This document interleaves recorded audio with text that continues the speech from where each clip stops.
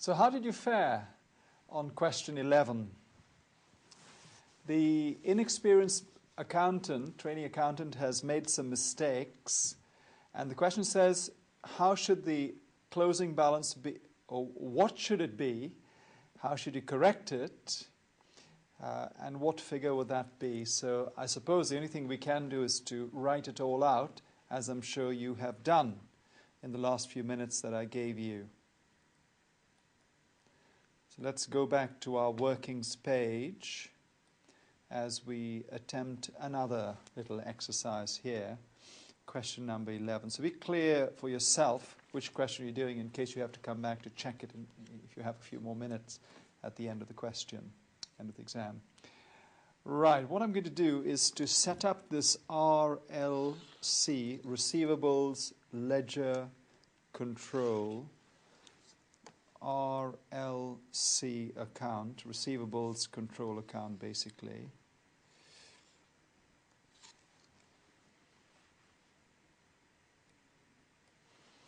And I'll set up a nice account, debits, credits, that kind of thing.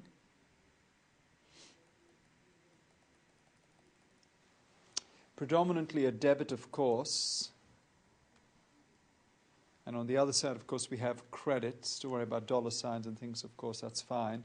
The closing unadjusted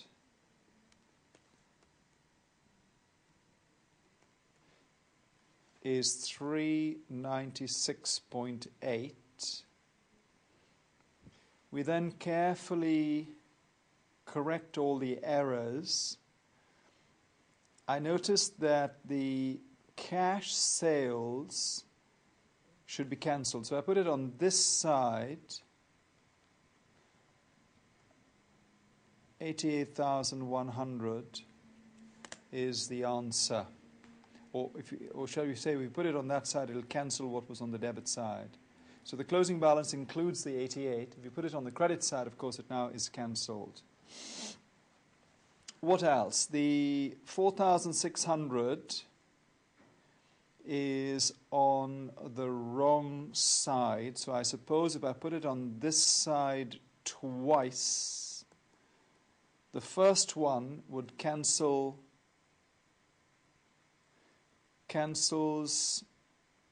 the first debit, and of course now writing on a clean slate we put it in on that side.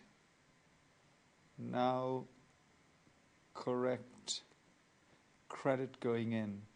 So if you like, it's 9,200 on the credit side. Think about it.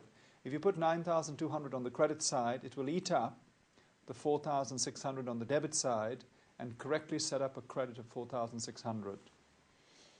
What else is there? So those are two errors on the debit side earlier that we have now corrected. Interest charged on overdue accounts, 2,400. We put that on the wrong side. So I suppose if I put it on this side, doubled up. So 2,4 and 2,4 to correct. One to cancel the credit, the other to set up the correct debit. So 2,4 doubled up. What else? The interest on overdue account, 2,004, dealt with that. The allowance for receivables should not be there at all. So by putting 2,8 on the debit side, I'm cancelling the credit. Allowance. And so we should be on the right figure around now. So let's see what that comes to. So leaving a couple of lines, we're going to add it all up.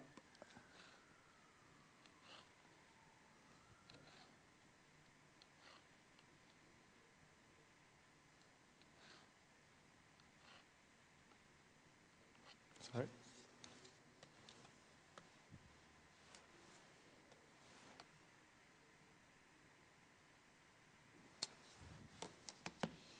The debit side is 404,400, I believe. Put that onto this side. And the difference between the two sides is 307, 100, closing as corrected. And obviously that comes down to this side, because you always close off an account on the wrong side to bring it down onto the right side. Now, is that figure? Yes, it is. It's D. So we're relieved to see it's actually there. Now, obviously, I've chosen one way of doing it, which is, the more popular way, I suppose. Another way of doing it is to say, look, all these items are either on the wrong side or they, shouldn't be there.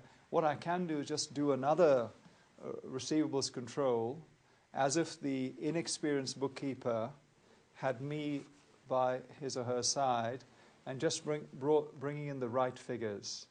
So rather than picking up the unadjusted closing and adjusting it, what you could do is to start from the opening and just bring in what you should have brought in the first place.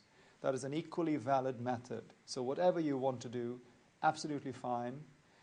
Choose one, stick with it. They're both equally good, I must insist. So rather than me doing it again, let me use our time to do something else. So back we go to our point D in 11, question 11. So here we are. Let's put in D as the answer. Okay, so inexperienced bookkeeper, all sorted out by us. Right, let's now turn to our question number 12 as we continue to fight our way through this question. These questions, very, very easy indeed. Sometimes it takes time, sometimes it's quick. So what is that? How does that feature? I think this one takes a few minutes. At the 31st of December 2004, Q, a limited liability company, owned a building that cost $800,000 on the 1st of January 1995. It was being depreciated at 2% per year. I see. Now, count from 2004 backwards to from 1995 onwards. 1995, 6, 7, 8, 9, 10, 2000, 1, 2, 3, 4. Seems like 10 years. So if I take my 800,000 and take 2% of that, and for 10 years, that's 160,000 accumulated depreciation. If you take the 160 away from 800, that's obviously 640 net book value. The 640 apparently, in the next paragraph, have a little read. Does that make sense to you? So in the first paragraph, they're saying to you, you bought the building 10 years ago for 800,000 cost at 2% per annum up to the end of 2004, 10 years, about 160 depreciation has been charged. So the net book value currently stands at about 640,000. That has jumped up to $1 million. So is that a revaluation of how much? 640 up to 1,000. 640 up to 1,000. Can I say there's a revaluation reserve of about 360? Indeed, it is that, 360. Very, very easy. I've hardly touched a calculator. I'm just doing it in my head, just by concentrating a little bit. It's so easy, many of these questions. Oh, by the way, you cannot fail this paper. Are we agreed on that? With a bit of preparation, if you've listened to the tape, done a bit of homework, reading, etc., really, you cannot fail this paper. You should be starting from about 65% upwards. Really, you can get much more than 65, of course. Here we are. At this stage, the building had a remaining useful life of 40 years. So immediately I say to myself, if I've got 40 years of this building's life left, and it's now worth 1,000 in thousands, 1,000 divided by 40 is obviously 25,000. So out of my A, B, C, and D, the thing that sits most comfortably with this is, of course, the point number B.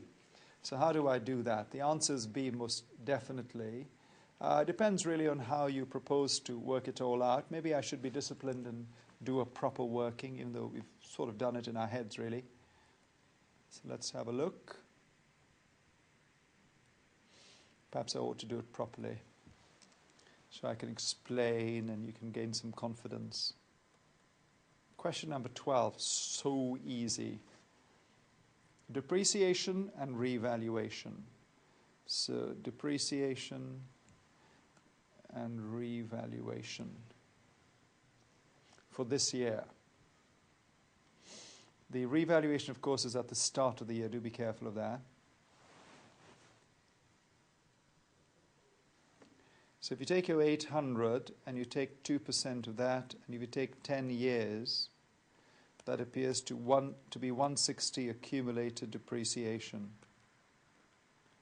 And so the net book value, this one minus this one, is 640. And that has jumped up, of course, to 1,000. And so the revaluation surplus must be 360. So that's one little bit done, but these are all thousands, of course. So that sits under the revaluation heading, no problem with that. Meanwhile, the 1,000 I need to divide by 40 years, and that, of course, is 25 per annum depreciation. So there you are. That's most definitely part B of our choices available. So do as much or as little as you like. The revaluation I've managed to work out at the start of the year, depreciation at the end of the year, and so you have everything fixed up. So let's get back and calmly say B is what we need to do. So that's the beauty of some of these calculation questions. You do it, and then you check your answers to see whether what you've done features. If that's the case, that's it. Only then do you bother to check the others. Don't waste time eliminating the wrong ones. So watch the dates as well. That is a minor issue in this question. And so we come to partnerships, one of the last topics we did on the main course. P and Q are in partnership, sharing profits equally, of course. So I've underlined the word equally.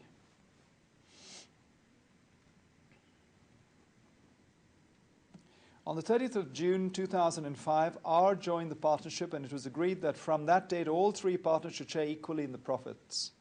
So P and Q are in partnership, they share equally, and then again they share equally even after R joins. So P and Q are in partnership, R then comes along and P and Q say, we want you so badly, please come in and we'll share everything equally. So instead of us having 50-50, we'll have 1/3 each. So please come in, and obviously it's a good deal for R. R is quite happy. In the year ended 31st of December 2005, the profit amounted to 300,000, accrued evenly, underline that, evenly, over the year. So I suppose if I pick up my 300,000 and it then says the 300,000 is arrived at after charging a bad debt of 30,000. Before the bad debt, of course, it must have been 330,000. I might just write that in. In the exam, you're just looking at the screen, I suppose, and you're making a mental note of it. But in class, I'm just taking the liberty of writing it where you can see it. And that is before the bad debt. Bad or irrecoverable debt. So it's 300 plus 30, 330 before the bad debt, which it was agreed should be borne by P and Q only. Interesting. Would you agree that 30th of June 2005 is mid-year, isn't it? That's exactly in the middle of the year. So you've got a December year end, January to December. In the middle point of the year, R joins the partnership. And when R joins, R says to them, you know, you've had these problems with bad debts and customers not paying. Would you sort it out before I get involved? And so they say, yep, what would it have been had we not had the bad debt? And the answer is the figure would have been not 300 but 330. So let's split the 330, 165, 165. First 6 months, second 6 months. We'll then take the 30 out of the first 6 months. So 165 take away 30 is 135. And that 135 is split between P and Q on a 1-to-1 basis, equal, 67.5 each. And the other 165 is obviously to be split between P, Q, and R on a one-third, one-third, one-third basis. So the answer obviously is the 165 divided. They do say what is P's total profit share, and the answer quite simply is 55,000. Is there a P is 55,000, but of course P previously had 67.5. So if you add them up, the answer must be alternative B. But before we do that, let's confirm by writing down some of our workings. Is that all right? Let's do so there, therefore. Lay it out across your question, your answer paper, question 13. So what I'm going to do is a little timeline and say that if it is 300 plus 30 bad debt, what we're talking about, of course, is 330,000. Divide by 2, 6 months each, is 165,000. And on this side, of course, we've got 165,000.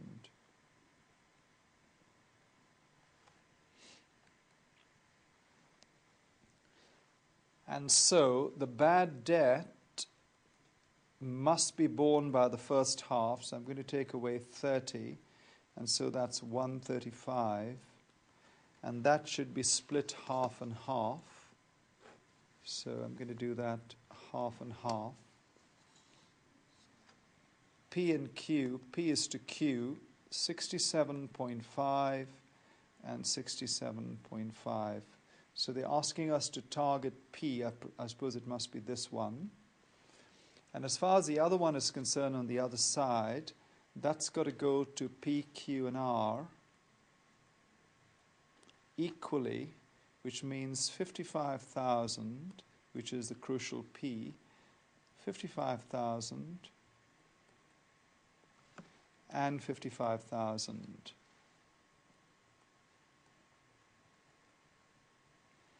And so all three of these feature in that fashion. So if you add this to that, clearly if you were to pick up the connecting P's, link up the P's, I should say, we should be on the figure of whatever it says there, 122, is it? 122. Those two are 122.5, in which case the answer, of course, is alternative B. That wasn't difficult at all. Probably the only danger point is if the bad debt has to go into the first half of the year, because you can imagine in real life, R coming in says, well, sort it out, please. Don't ask me to bear some problems you had with your customers. You bear that. You sort it out. On a clean slate, I enter. And so whatever we make in the second 6 months of the year, at the point I entered, 165,000, I'll split that, one-third, one-third, one-third. Why should I bear the cost of something you did wrong, or if you had a dispute with the customer? Give me a break. Let me start from a clean start. So you can imagine that happening in real life quite easily. So there you are. That's quite easy, isn't it? Nothing to these questions. I mean that, absolutely nothing to these questions. You should sail through this exam with plenty to spare. Though do be careful, once you've done all those wonderful workings, come back and actually choose correctly. Don't click the wrong thing in your speed, in your haste. What else? Let's read on. Sometimes these things only take a few seconds. Sometimes they take a long time. This one is one of those quick ones. There's a particular international standard. It says changes in accounting estimates and so on. How is it dealt with? The company has made a material change to an accounting policy in preparing its current financial statements. Which of the following disclosures are required by this particular standard? If you haven't come across it much in your travels, through your reading of student accountant, etc., just look through it. The reasons for the change look pretty good. The amount of the adjustment in the current period and in comparative information for prior period, that looks pretty good. An estimate of the effect on the next 5 years, that looks wrong, doesn't it? Just the fact that it says 5 years looks ridiculous. That tells you it's wrong. So leave it out. So I've got 1 and 2. Is there a 1 and 2? Yes, there is. Done. No workings needed. I'm using my common sense. Think about it. If there's a material change to your accounting policy,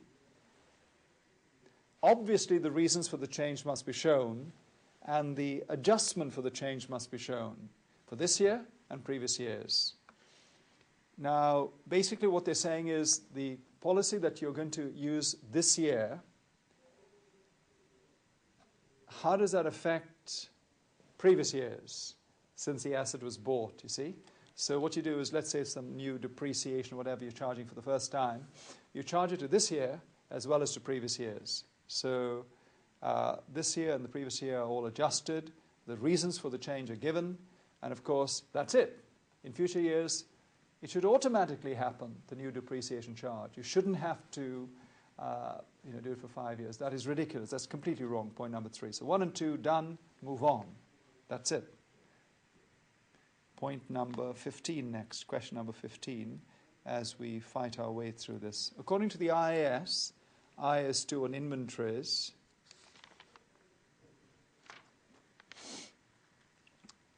which of the following costs should be included in valuing the inventories of a manufacturing company? Now, obviously, the key word is manufacturing. Watch it. Carriage inwards looks pretty good. It brings the product to its present location and condition. So that makes sense. Carriage inwards brings the product, the raw material, whatever it might be, to its present location and condition. So if it travels from another part of the country to your factory, the carriage, the transportation cost is very much a valid cost of the asset itself. Because had you got it made locally, it might have cost you something different. But because you transported it from across the country to you, clearly that extra cost is part of having it on your premises. So it must include the present location and condition transportation type costs. The other one, of course, is carriage outwards. The reason why I don't like that one is quite simply it's more connected to selling. This is much more connected to cost. See? Whereas carriage outwards is connected to selling. Depreciation of factory plant looks pretty good. The cost of the any depreciation to convert the raw materials to finished goods, that must be part of the cost of the asset itself, the inventory. General admin, the very word admin puts me off in the sense that it should be written off directly to the income statement. Okay, should be written off directly to the income statement. And so if you think about it, 1 and 3 only, point number D is the answer. So notice that didn't take very long, especially without the explanation I'm giving you. You just look at it and say carriage inwards, yes. Carriage outward, definitely no, to do with selling. Depreciated factory plant, yes, it's a manufacturing company. And general admin, no way. Point number D, done, move on. 2 marks, very easy, 2 marks. What else can we say? Let's march on to item number 16 next.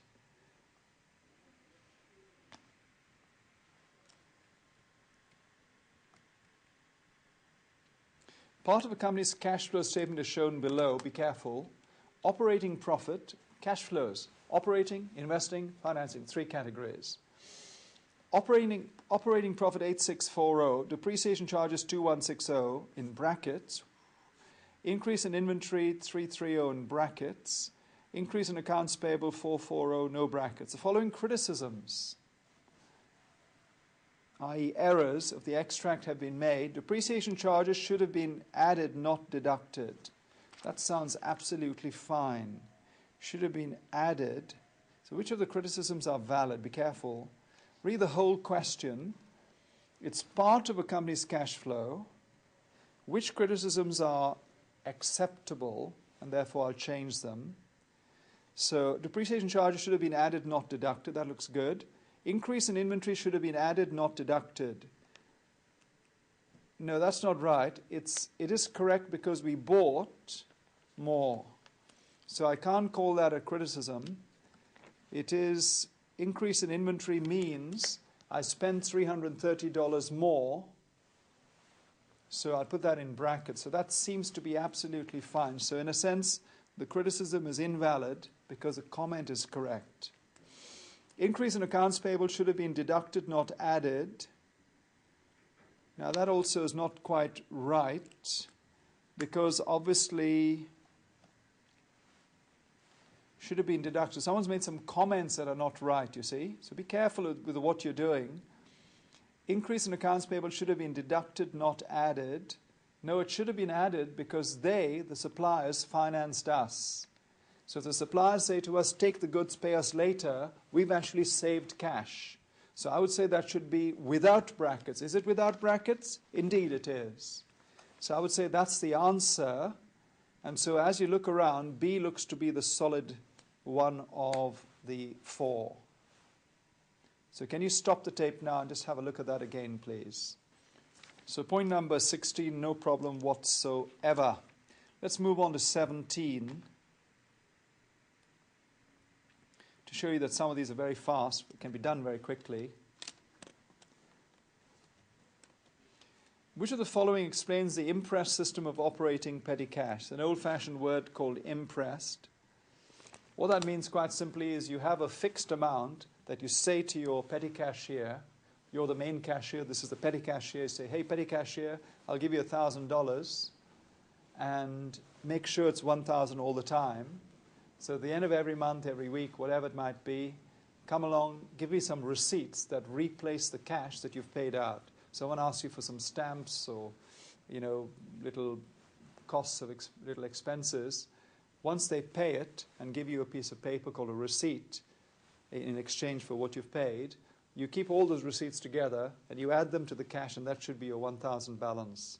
So what I'll do is every now and then when you come back to me, I'll reimburse what was spent, so you always stand at 1,000. That's the sort of general idea. Now let's see what this question says. What does this question ask us to do? Which of the following explains the imprest system of operating petty cash? Which implies choose one. Be careful. That's always a hint. Weekly expenditure cannot exceed a set amount. Not quite. The exact amount of expenditure is reimbursed at intervals to maintain a fixed float. Absolutely right. So I'm going to say B, in which case I don't have to read C and D at all. If I'm convinced that B is right and only one of them is right, if I'm absolutely convinced, I've got to trust the examiner that he hasn't brought anything, she hasn't brought anything close by that might tempt me. Okay, so here we are. All expenditure out of petty cash must be properly authorized. Maybe. But you notice petty cash is where people spend money and they come to you and you give them the money back. You give them the money equal to the expenses. It doesn't have to be authorized in advance. So it's slightly wrong, that comment. Regular equal amounts of cash are transferred into petty cash at intervals. That's not quite right, because it's not the amount that must be transferred every month or whatever. What must be transferred is something that makes good the loss through paying out cash in return for receipts. So whatever the receipts are, the main cashier will reimburse that. So D is also wrong. So C and D are quite close but wrong, and A is definitely wrong.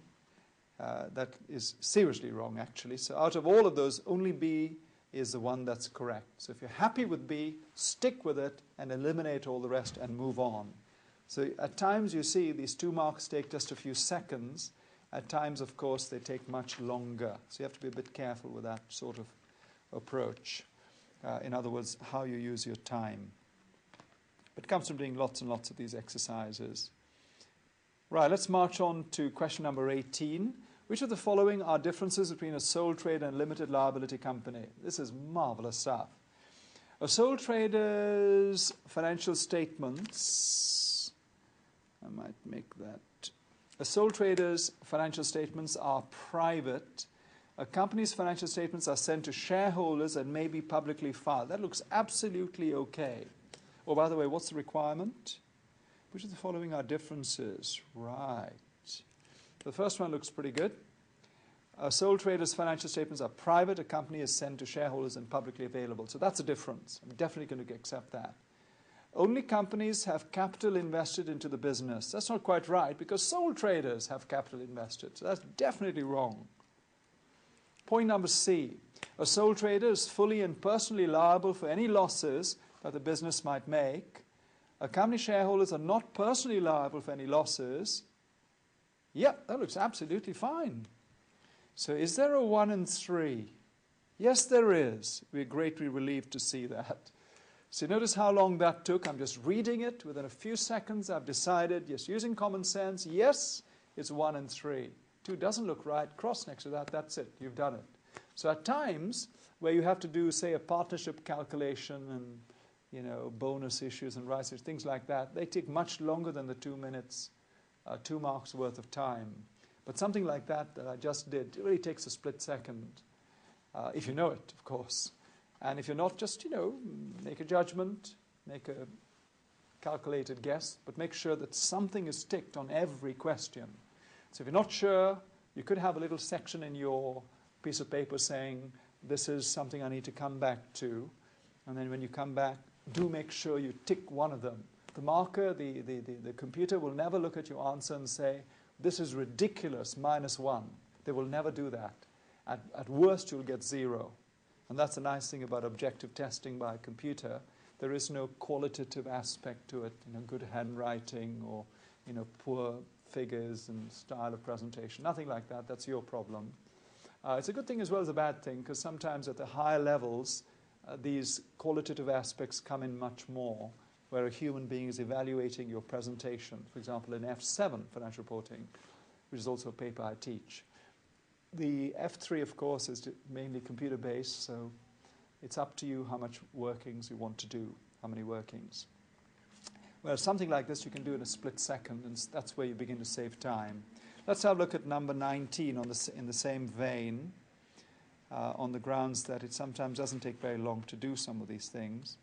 So number 19, let's see. Which of the following documents should accompany a payment made to a supplier? Supplier statement, maybe. The one that stands out, of course, is B, and that's the end of that. That took 1 mark. What does remittance advice mean? Does that mean I'm advising you, hey, supplier, you've given me some goods, I'm advising you that this check I'm sending you is connected to this piece of paper with all the details in it. It's called a remittance advice. Okay, so B looks by far the best of the 3. Bit of a judgment, because, you know, all of them have got a ring of truth about them. But remittance advice means I'm advising you that this is what I'm remitting to you. I'm advising. Remitting means I'm paying you. So B is the one that I have to tick. Right, marching on to number 20. Goodwill should never be shown. Goodwill should never be shown on the balance sheet of a partnership. Balance sheet, of course, means SFP. Is this statement true or false? The answer most definitely is that it's false, because some partnerships may choose to show the goodwill. So what some partners would do is to say, right, on the point of entry of this new partner, because for 5 years we've been running this partnership and we have 100,000 of goodwill we feel we've built up, what we need to do is to debit the goodwill and credit the old partners in their profit sharing ratio. Whether that goes to capital account or current account depends on the company, usually capital account. So you debit your you debit your goodwill and you credit your partners' capital accounts in their profit sharing ratio up to the point of entry of this newcomer. So the old partners get some credit, literally, for the goodwill that they built up in this business from scratch, say 100,000. Now, when the new partner comes in, very often what happens is they now debit all the new partners and they credit goodwill, so goodwill is eliminated. But there is no compulsion in any IAS or anything to do with partnership accounts that says you cannot carry goodwill. So if you feel like it, and if goodwill is, in a partnership context has been created, then it is allowed to carry it. You can carry it in your balance sheet, your SFP. So it's a choice that companies need to make, or I should say partnerships need to make. So most definitely the answer there is part A. All right, so you can see there things like 18, 19, 20, 4 marks between them, didn't take too long. Without the explanation, just take a few seconds each, I would say. Which of the following journal entries are correct according to their narratives? So that's interesting. The narrative is revealing whether the debit and credit is correct. So you have to be a bit careful with this one. Very much a thinking person's point, I would say. The suspense account is debited and rent received account is credited with 18,000. Correction of error in posting 24,000 cash received for rent to the rent received account is 42,000. So there's too much credit by 18,000. So if there's too much credit, definitely I've got to debit the rent received account. Here, of course, it's been credited. So I would say that is most definitely wrong. I'll go through that again. If the correction of error in posting 24,000 amount received for rent goes to the rent account as 42, I would say the credit is too much. So if you're doing journal entries involving the suspense account to eliminate the suspense account, then most definitely that is completely wrong, the credit to rent received. I would have gone for debiting rent received and crediting suspense. Anyway, that's the first one. I'm not going to accept that. Share premium account is 400,000 and share capital account is 400,000. 1 for 3 bonus issue on share capital of 50-cent shares. Now, obviously, if you have 50-cent shares and you've got 1,200, if I could divide this by, say, 3 and multiply by, say, 1 share, I've got something like 400,000 shares times 50 cents. And so the answer is 200,000. So even though, oh, by the way, the bonus issues are always at par. Okay, bonus at par. Always assume that they're fully paid. Okay, fully paid up. So I think point 2 looks pretty good. The debit and the credit are fine. Even the descriptions are fine. But what is wrong is a figure. That should be 200, not 400. What the examiner is really testing you on is whether you realize that the value of the shares should be limited to the par value. Okay, so it's not just the number of shares that goes in, 400,000. Each of those 400,000 shares is worth 50 cents each. And so that is what comes out of this share premium account and goes into the share capital account. The debit and credit are fine, the words are fine, the figure is doubled up by mistake. So I'm not going to accept point 2. Point 2 is completely wrong. Journal entry 2 is wrong, journal entry 1 is wrong.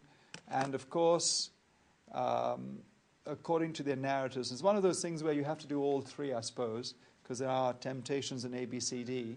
Some do give you the chance of saying they're all correct. Now, what's the last one? Trade investment in X is 750,000, debit because it's an asset.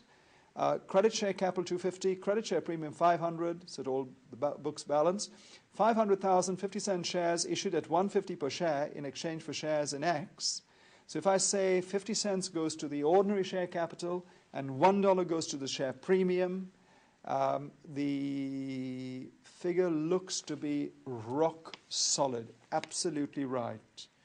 So trade investment looks fine. The share capital account is 500 multiplied by $0.50. So that is okay.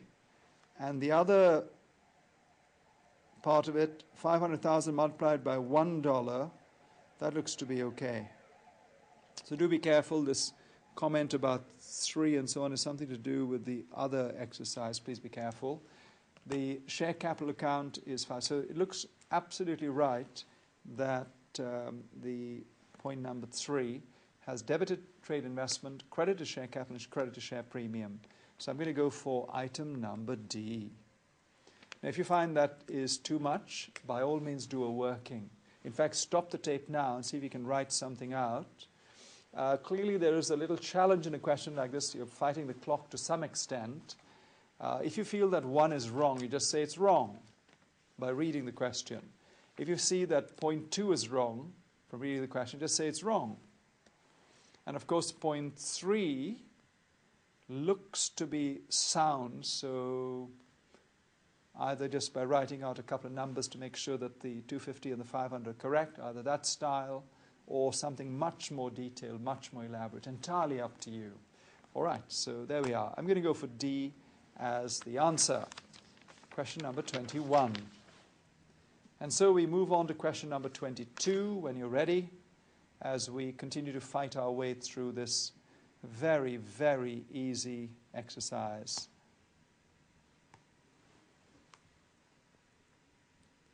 This is so simple. Right, question number 22. The plant and machinery account at cost of a business for the year ended December 2005 was as follows. So I'm going to think of this as being a debit and a credit. Balance 1st of January, 240,000. Debit cash, purchase of plant, 160,000, so it comes to 400,000. So you purchased the asset halfway through the year, you see. 31st of March, transfer to the disposal account. Careful, from the 31st of March till the end of the year, December year end, is 9 months to the year end. So this is 6 months. This is 9 months. So obviously mentally you're looking at that in the exam and just looking at the screen, making a note of it. Keeping that screen in front of you, you then read, as it says there, the company's policy is to charge depreciated 20% per annum on the straight line basis with proportionate depreciation in the year of purchase and disposal. So just to emphasize in our little session together, I'm going to underline words like proportionate and. How should the depreciation charge for the year be calculated? What should it be? Now be careful of this. I think we ought to do some calculations because it's a little bit dangerous. Here we are, question number 22. 240 multiplied by 20% full year is 48. That's a plus. 160 multiplied by 20% multiplied by 6/12 is obviously 16 added on the grounds that the new asset lasted for 6 months, half a year. Now what I could do, I suppose, is to take the 60, take 20% of that, and multiply by 9/12, but all as a minus in brackets. So that figure looks to be 9 as a minus. And so the grand total is 55. Is that there? Yes, it is. Item number D. Not by any means the only way to do it. Some people would rather, count the months and the changing balance. But I do believe that's probably the easiest way to do it. So the 9 must be in brackets. Please don't forget. That's why I've used the sign minus. So item number D is what I should be ticking off in our selection. And so we challenge ourselves by moving on to the next question, and the next, and the next. A relentless march forward. Which of the following should appear in a company's statement of changes in equity? Now, this is very, very easy, provided you've come across it in the first place. Profit for the financial year, absolutely fine. Amortization of no way. That's income statement. Surplus and revaluation, yes, yes, yes. 1 and 3, is there a 1 and 3? Yes, there is. Point number, how long did that take me? How long did that take us together? And that's 2 marks, just as that depreciation one earlier did. So never worry in the exam if the seconds are clicking away, because there is a clock, of course, on the all part of the program. And ACT are very fair. They keep the clock ticking away. Bit of pressure, of course, seeing the seconds disappearing. But I found in my practice sessions with these papers, it is possible to do it with a few minutes to spare even. But don't rush through it.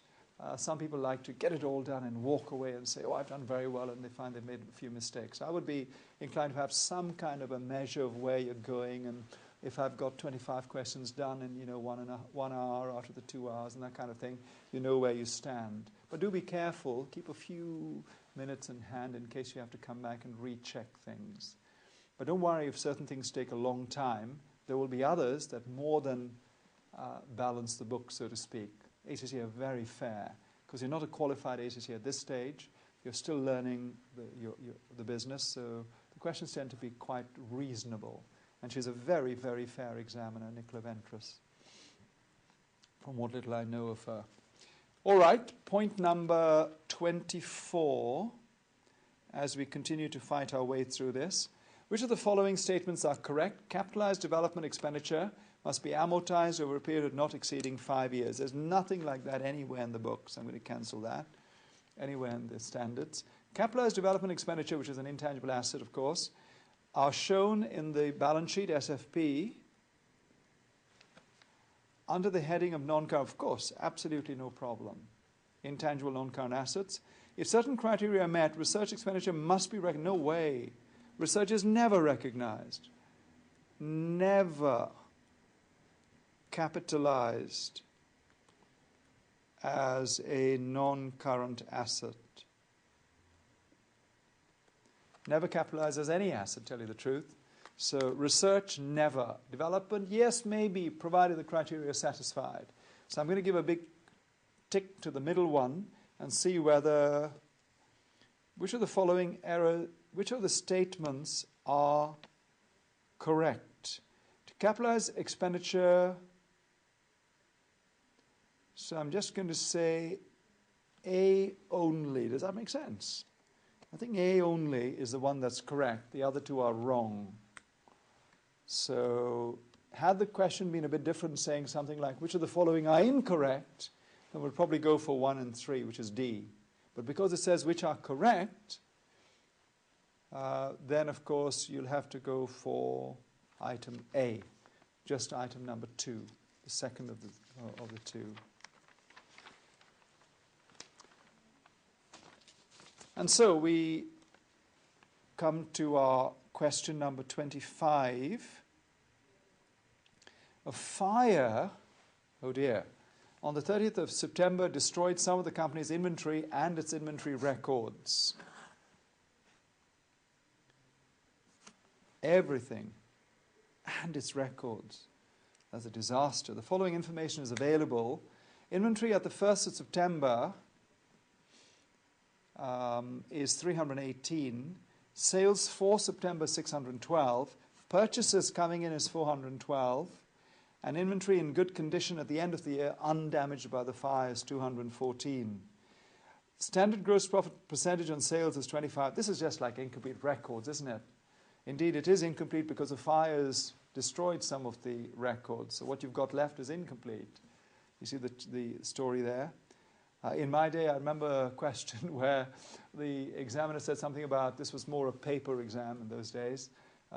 You were preparing your accounts and you left your papers by the television set and you went off and made a cup of coffee and you came back and your dog, your pet dog, ate some of the paper, some of your records. So that's incomplete.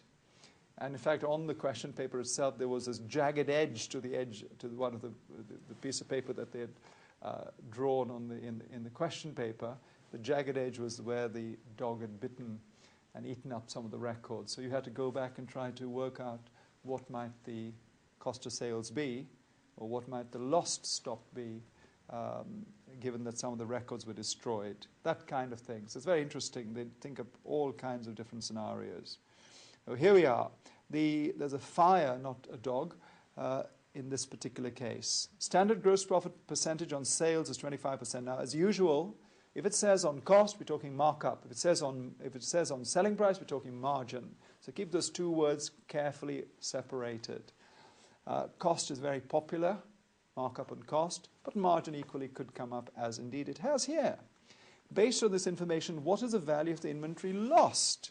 Underline the word lost. Now, a little while ago when I was doing the calculation of profit where you work backwards, I made a little comment that where you're trying to work out things like cost of sales or stock lost and inventory lost, etc., have a little framework. It'll be something like this, you see. You have your sales right on top. Below that you say less cost of sales made up of opening inventory plus purchases less closing inventory. And that gives you your cost of sales. And then below that, of course, you have sales, take away cost of sales, the gross profit. So if you have a framework clearly laid out in front of you, you can then work backwards to get to the right answer. So that'll be my strong suggestion to you. So let's have a look. This is quite a demanding question, so I'm thinking of doing a proper working,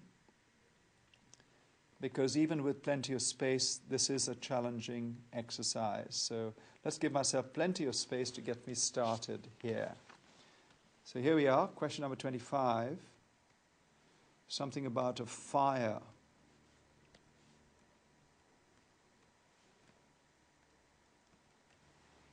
Sales, 612, and that's 100%, of course.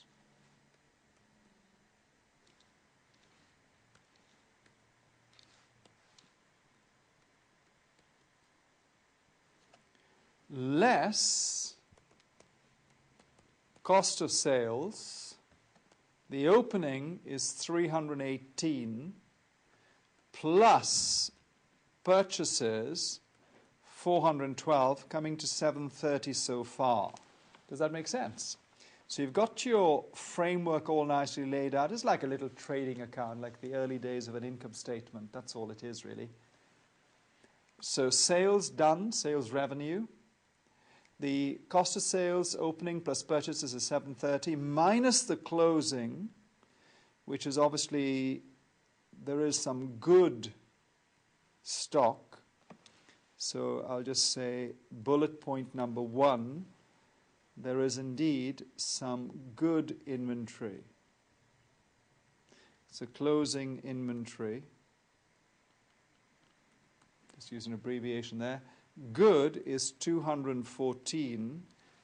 The bad, or I should say the lost, is something, also in brackets, that gives me, on the right-hand side,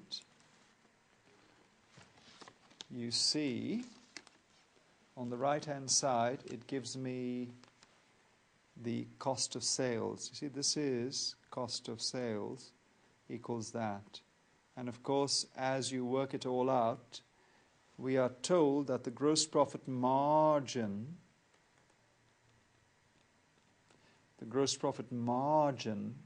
is 25% on sales.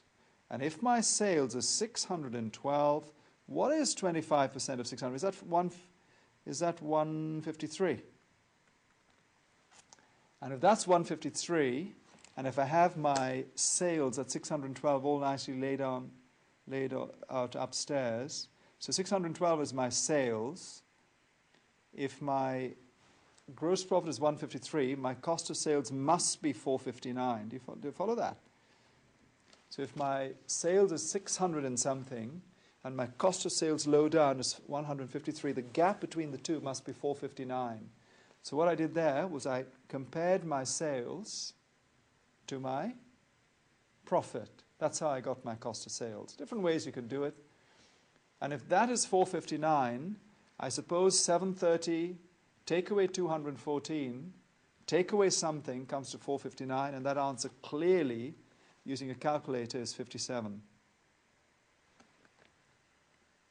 You see, so these three things, if you pick up your calculator, 730 minus what is now 271, in other words, 214 and 57 both taken away from 730 is 459. And so the answer there is 153, or any method you like. Some people say, well, if 153 is 25%, then the figure above it must be 3 times 153. So you take 153 and multiply by 3, and that's 459. It's another way of getting the 459. You see, 3 times. So if your 153 is 25%, the figure higher up must be 3 times the 153, call it 459. And if the 100% of 4 times 153 is 612, you can see that the 459 looks pretty good. Once that's in place, if you have a solid framework, opening stock plus purchases less closing. If the closing good is 214 and the bad or the lost is 457, or I beg your pardon, 57, if you deduct one from the other, we should be okay at 459. So when you're doing something like that, my strong advice would be have a very comfortable format that you're really familiar with, run with it, sort it all out, and once you've got your 57 in place, whip out your calculator and work backwards, forwards, etc. Check to make sure that you are, in fact, in business. In other words, your 57 is rock solid. Those little 2 marks could make a big difference. Now, you'll notice that there are lots of very easy 2 marks. Those are yours. One very valid way of doing these questions, of course, is do all the easy bits first and get a feel of confidence. Gosh, I've done 20 of these correct. I've got 40 marks. Or, you know, if some of them are 1 mark, maybe a little bit less than that, say I've got 35, so I've only got to get another 15. I don't go for that much myself. I'd rather do the hard questions, the easy questions, the difficult ones, the easier ones, the quicker ones, all together. And the easy ones gives me a bit of encouragement. The difficult ones makes me fight a little bit, but then I see an easy one, I feel encouraged again, then I come across a difficult one, might have to fight a bit, and then so I think the mix is a nice thing. Also, the mix between numbers and the description, the words. So, if you've got a nice balanced approach to accountancy, which you must have, you understand the principles, faithful representation, prudence, that kind of thing. You understand the principles, and you understand the numbers. You're fighting on 2 fronts. Okay, you've got a double-barrel gun, so to speak, if I may use that description. You have it in front of you, you've got a few comments, you've got a few numbers, you've got a calculator, you've got a bit of speed, you've had a good rest the night before. You cannot fail this question. Absolutely no way. Yes, as I said earlier, 65 and upwards is your target. Don't even think about 50% and lower. You should pass it first time, and so you don't waste your registration fee either. So there you are. That's question number 25. I suppose I better go back and dutifully tick off one of those items. Point number 25, of course, is indeed item number D. So there you are. We've done a couple of these sets. I've got to about question 25. So I might just pause there for a few seconds. If you can just go back and revise all those workings, please. Pause the tape now as you do so.